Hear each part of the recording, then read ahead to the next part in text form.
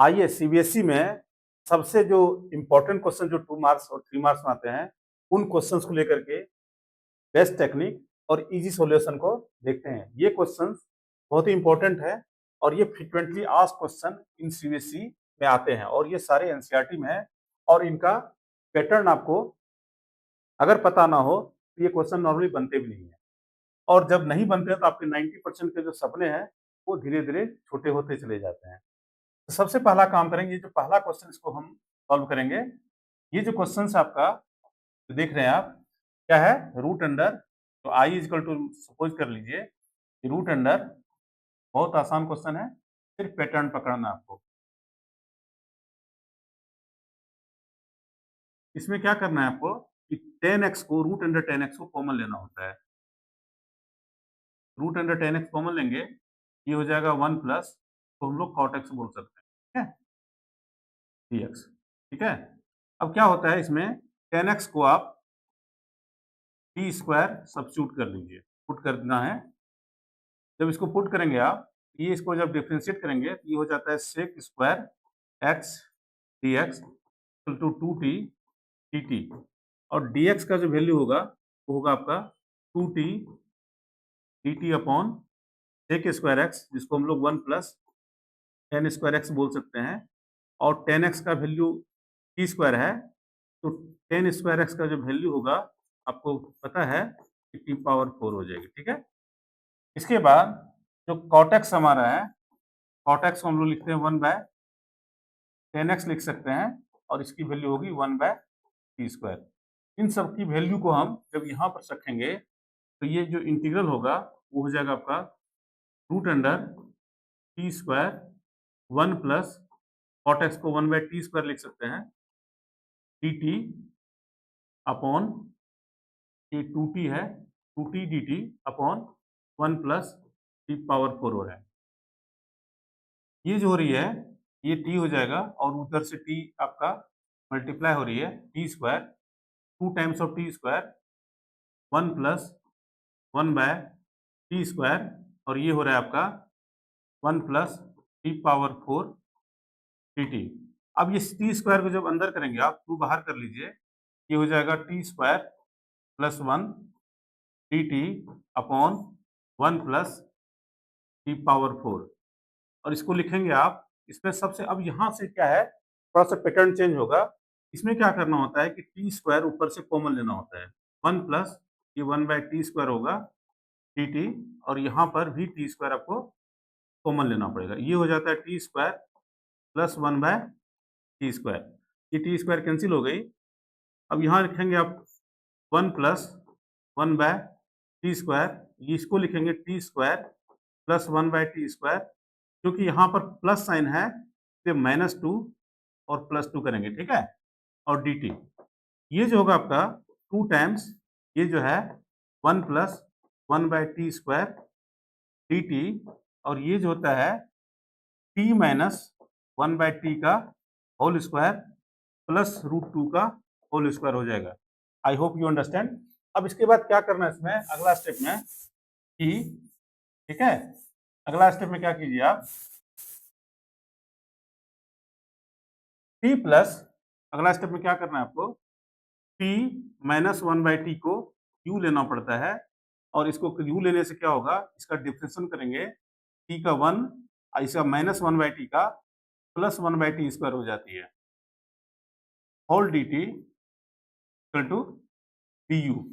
तो ये जो देख रहे हैं आप, इसके बदले आप du लिख सकते हैं, और ये हो जाएगा आपका इंटीग्रेशन जो होगा, हो जाएगा 2 times du upon u square plus √2 का होल स्क्वायर, ठीक है?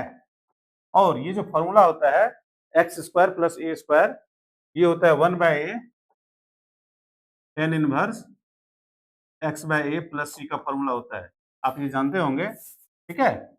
इसमें क्या करेंगे हम लोग, ये 2 तो 1 by a, that is 1 by √2 tan inverse, ये होगा आपका u अपॉन √2 प्लस सी। इसके बाद क्या करेंगे, यहाँ पर इस 2 को हम लिखते हैं √2 इंटू √2 अपॉन √2, ये कट जाएगा, और ये होगा टेन इनवर्स, u का वैल्यू आप पता है आपको क्या है, t minus T minus 1/t है, ठीक है, और ये √2 ऑलरेडी है, प्लस सी।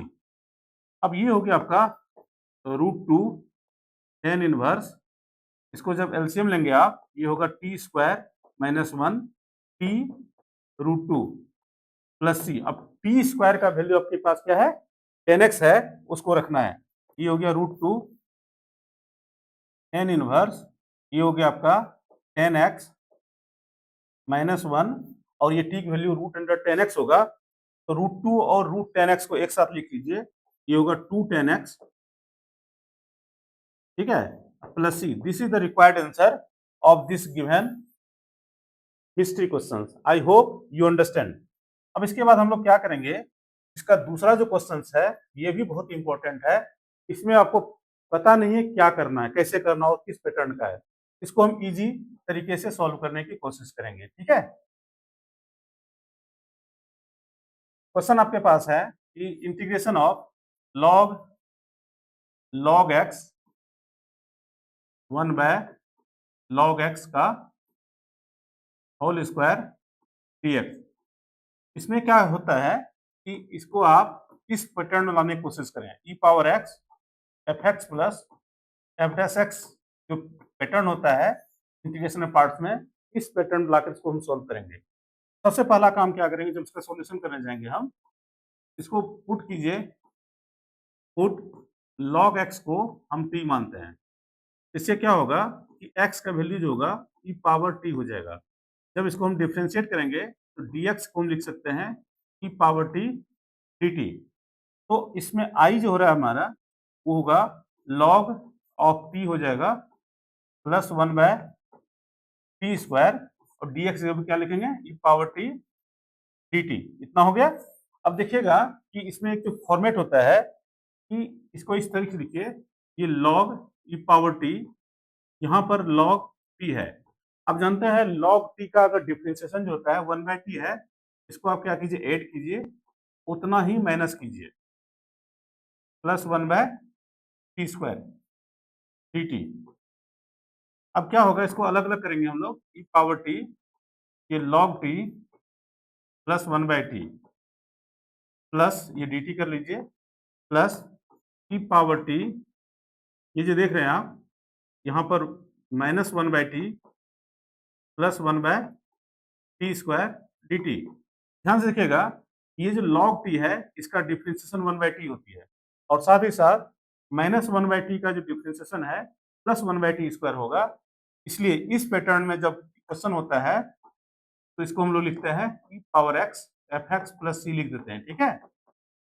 इसको, ये पैटर्न है इसका, ये हो जाएगा e power t log t plus e power t into minus 1/t plus c। This is the required answer, but अभी हमें t का वैल्यू इसमें सब्स्टिट्यूट करना है। ये हो जाएगा e पावर t की जगह पर log x लिया था, ये log ऑफ log x,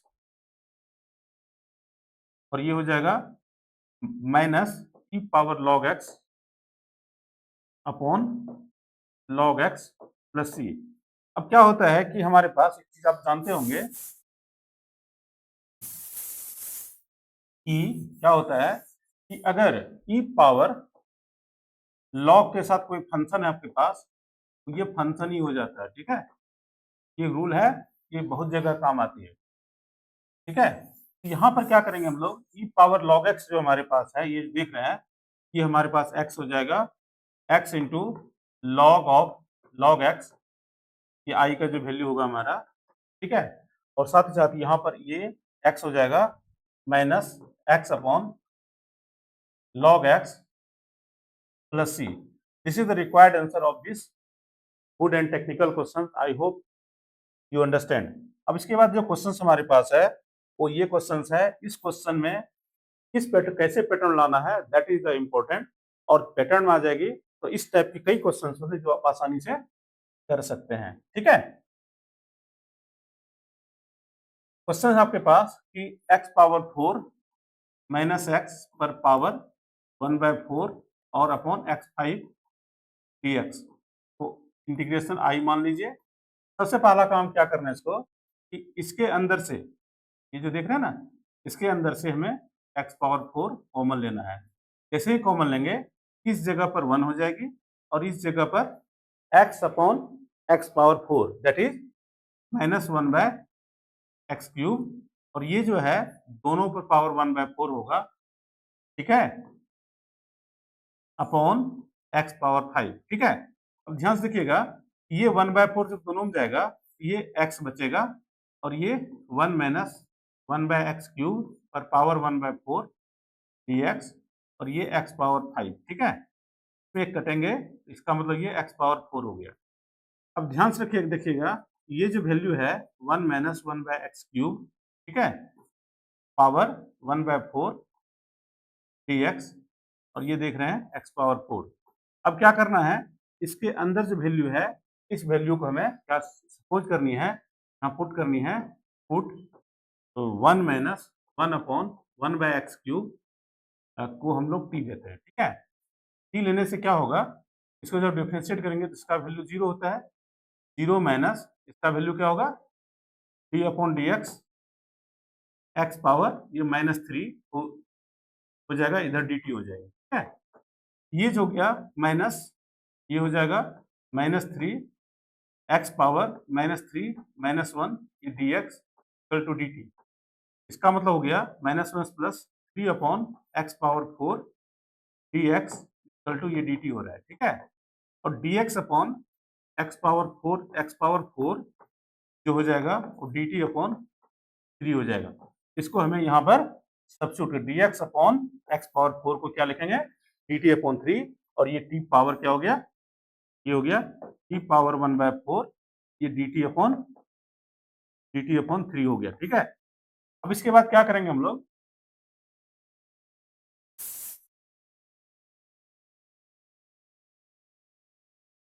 ये जो है इसका जब इंटीग्रेशन करेंगे हम लोग, ये आ रहा है आपका t power 1/4 plus 1 upon 1/4 plus 1, ठीक है, और ये 1/3 पहले से है, ठीक है, तो ये हो गया प्लस c। ये जो होगा 1/3 इंटू ये हो जाएगा 4/5 हो जाएगा, t पावर ये हो जाएगा 5/4 प्लस c। अब t की जगह पर जो ये जो है 4/15 हो रहा है, और ये t का वैल्यू जो हमने लिया है 1 माइनस 1 बाय एक्स क्यूब पर power 5/4 plus c. This is the required answer of these questions. I hope you understand the technique, understanding. I hope you understand the questions. I hope. Thank you.